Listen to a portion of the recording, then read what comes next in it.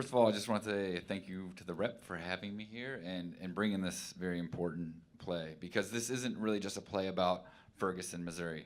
I think, is everyone familiar with Dontre Hamilton here? So in 9 days, just 9 days, just a block away, it'll be the 4-year anniversary of Dontre Hamilton's death. And I think there's an estimated 1,000 people killed by police each year in the United States. And so for every name that you've heard of, for every Michael Brown, for every Eric Garner, there's probably another 100 names that you haven't heard of, probably more than that in every year. And not one of these names is any more important than the other one. All these families and all these communities are having these conversations. A lot of times you don't hear about it. And it's going to be 4 years that this happened.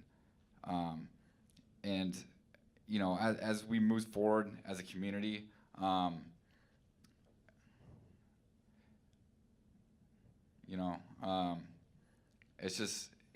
it's amazing. I'm glad I see you. I look around here, and I see a lot of faces, that look like me here, and I think that's because people care about these issues, and I think it's important that you engage with this. But it's what are we doing outside of this? I was born and raised in California, and I grew up in a largely white community. There wasn't a lot of black people. I moved to Milwaukee 10 years ago, and it was surprising to see what was going on here. I was naive, and I think we live in a community that's great it's a great city. There's a lot of things being improved upon, but for who? We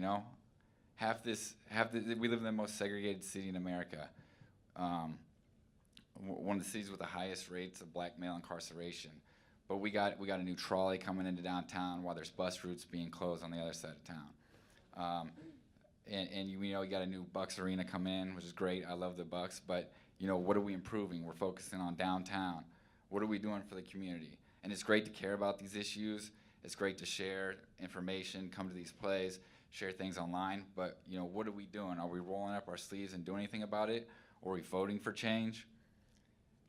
Making this film, The Blood is at the Doorstep, about the Dontre Hamilton family, I put myself in a position, that I'm an outsider. I'm from California. I'm not from this community. I'm a white guy. And there was a moment, I was at a tea party with other mothers that have lost their sons to police violence. And this was a room full of women. I was the only man in the room. I was the only person that didn't have a kid in the room. I was the only white guy in the room. I questioned a lot why I should be in that room, and there's so many names. There's the mother of Larry Jenkins in that room.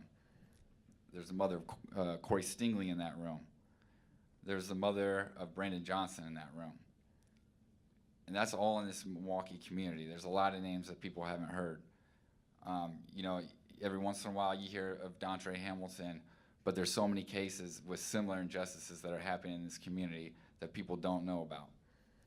And there's a lot of amazing characters that Dael played up here tonight, and some of them are might have blatantly racist views, but I think what's more destructive is the subtle racism that happens here in Milwaukee and in this county, and when people aren't calling out each other, people that are well-intentioned but don't do anything. The silence is more insidious than blatant racism. So if you have someone in your circle, call them out.